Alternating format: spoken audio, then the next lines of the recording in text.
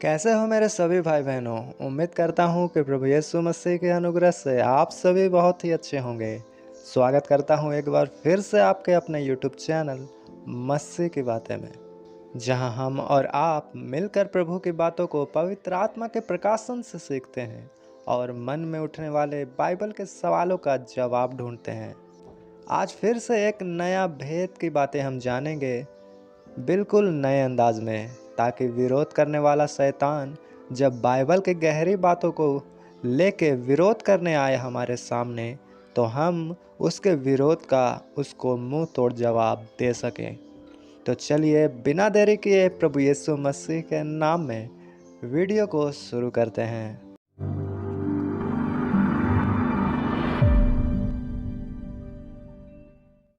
दोस्तों, परमेश्वर का नज़र किसी पर भेदभाव नहीं करता, किसी को छोटा बड़ा नहीं जानता। उनके लिए सब, पर वो अपने कामों के लिए किसी किसी को ही चुनते हैं जो संसार से अलग होकर उनकी सेवा करे, उनके कामों को जगत में फैला सके। और ऐसा परमेश्वर पुराने नियम के समय से ही करते आ रहे हैं, क्योंकि मनुष्य को बनाने का परमेश्वर का एक ही मकसद था कि हम इंसान उनकी संगति में रहें, उनकी उपस्थिति में रहें। जैसा कि आदम और हवा से अदन की वाटिका में रोज शाम के वक्त परमेश्वर मिलने आया करते थे, उनकी हजूरी उनके साथ थी।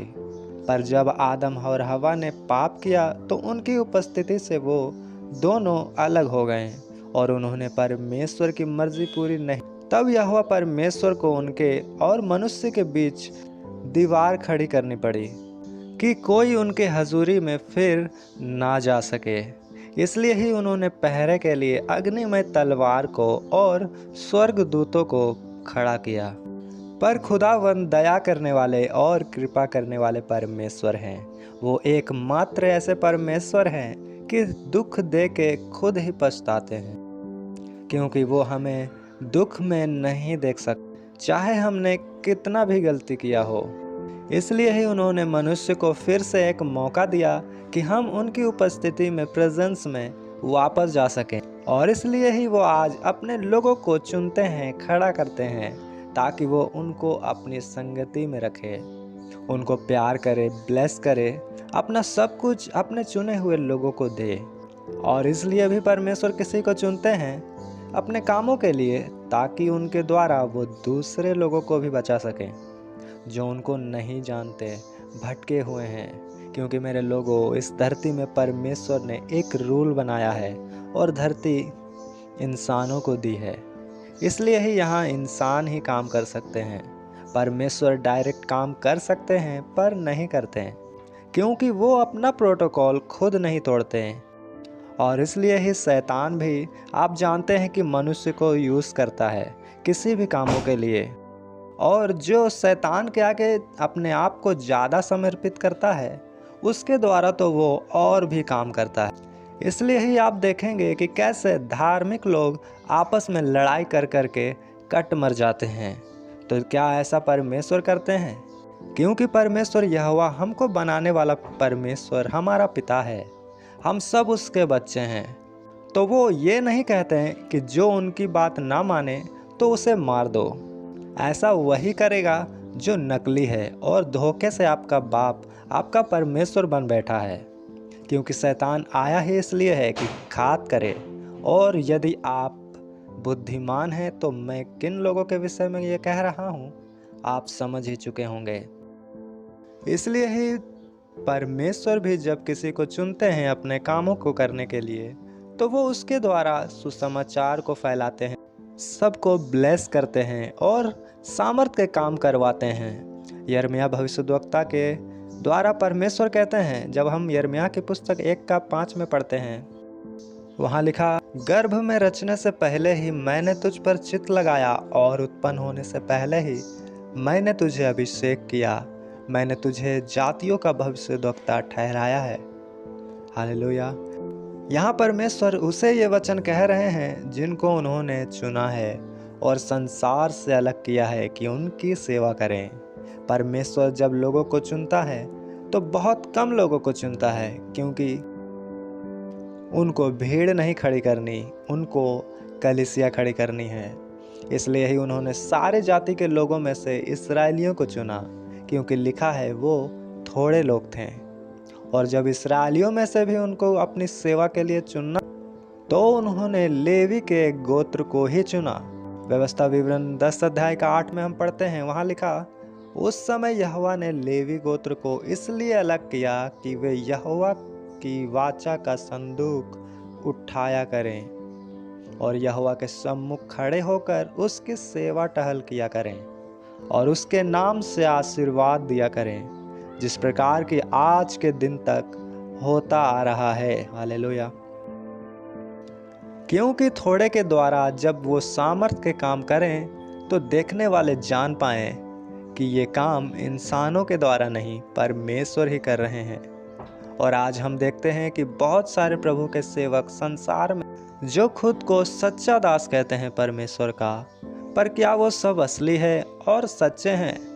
बिल्कुल नहीं, क्योंकि लिखा, बुलाए गए तो बहुत हैं पर चुने हुए थोड़े ही हैं। और फिर एक वचन में परमेश्वर कहते हैं, फसलें ज़्यादा है मजदूर थोड़े हैं। हालेलुया। अब मन में सवाल ये आता है कि हम सही कौन है और गलत कौन है कैसे पहचानें? क्योंकि वचन हमें सतर्क रहने को कहता है ऐसे सेवकों से जो भेड़ के वेश में भेड़िए होते हैं। तो मैं उनकी छोटी सी पहचान आज बताऊंगा आपको, जिससे आप सही और गलत को पहचान पाएंगे। दोस्तों, 3 तरह के प्रभु यीशु मसीह के सेवकों को आज हम देखते हैं। एक जो डिलीवरेंस और हीलिंग को निगलेक्ट करते हैं, गलत बोलते हैं, इसलिए कि हीलिंग उनसे होती नहीं, क्योंकि उनकी उतनी मेहनत परमेश्वर के सामने नहीं है। प्रेयर में परमेश्वर के लिए उन्होंने कभी एक रात की नींद भी कुर्बान नहीं की। वो मसा उनमें है ही नहीं कि एक चींटी का बुखार भी उतरे। इसी कारण वो चंगाई छुटकारे को गलत बोलते हैं और कहते हैं बस वचन इम्पोर्टेंट है और कुछ नहीं। और इसलिए फिर वो लोग बेदारी नहीं ला पाते, सुसमाचार ज़्यादा लोगों को नहीं पहुंचा पाते, नए रूहों को नहीं बचा पाते। उनके साथ कलीसिया में वही लोग ही सालों से रहते हैं जो बच चुके हैं, क्योंकि बचे हुए लोग बस वचन सीखना चाहते हैं और बढ़ना चाहते हैं।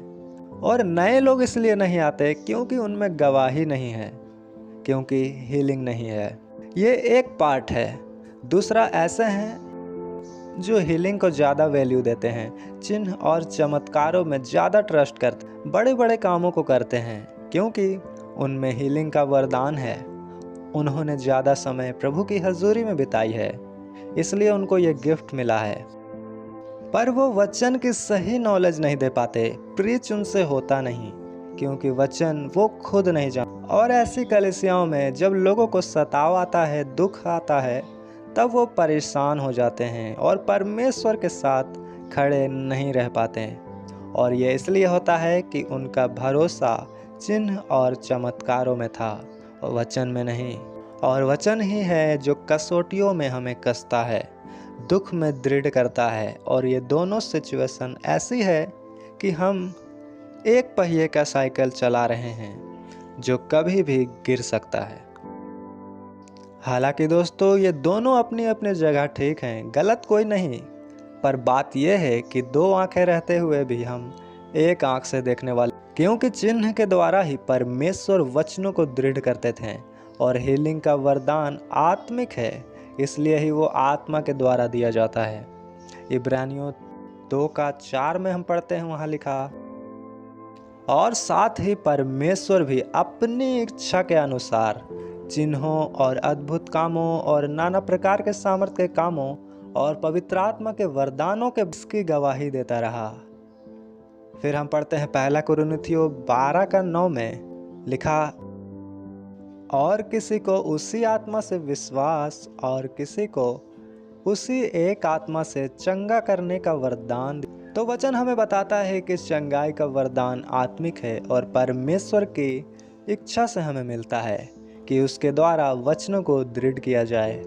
इसलिए प्रभु यीशु मसीह ने भी जब अपने चेलों को सुसमाचार सुनाने को भेजा तो चंगाई करके वचनों को साबित करने को कहा, क्योंकि वो जानते हैं जब ये दोनों चीज़ होगा तो जो फसलें अधिक है, प्रभु ने कहा था, वो फसलें ज़्यादा जल्दी पकेंगी कटने के लिए। हालेलुया। हम प्रेरितों को भी देखते हैं कि जब जब वो लोग कहीं प्रचार करने को जाते थे तो वहाँ वो लोग चंगाई करके चिन्ह दिखाते थे और वचनों को मजबूत करते थे और साबित करते थे कि वो जिस परमेश्वर की बात कर रहे हैं वो जिंदा है, और जो प्रचार किया जाता है उसे करके भी वहाँ दिखाते हैं। और जब लोग ये अद्भुत काम देखते थे तो आसपास में गवाही फैल जाती थी और शैतान उनके विश्वास के द्वारा हार जाता था।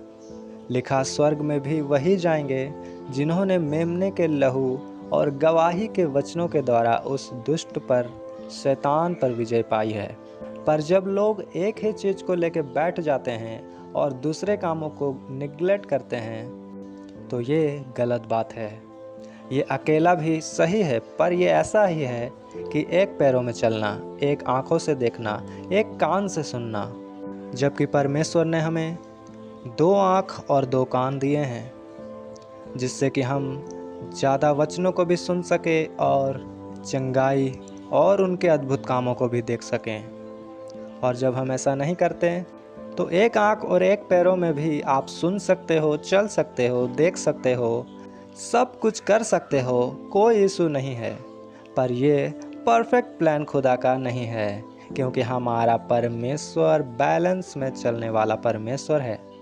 लिखा है वो घटती बढ़ती तराजू से सख्त नफरत करते हैं।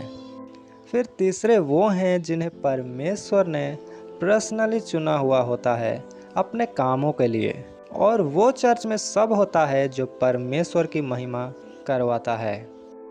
वहाँ जाते ही आपको महसूस होता है कि परमेश्वर का आत्मा यहाँ मौजूद है। वहाँ नए गीतों के द्वारा परमेश्वर की आराधना की गवाहियाँ होती है और गहरा वचन भी होता है, जिससे कि सुनने वालों के मन में पवित्र आत्मा सीधा समा जाए।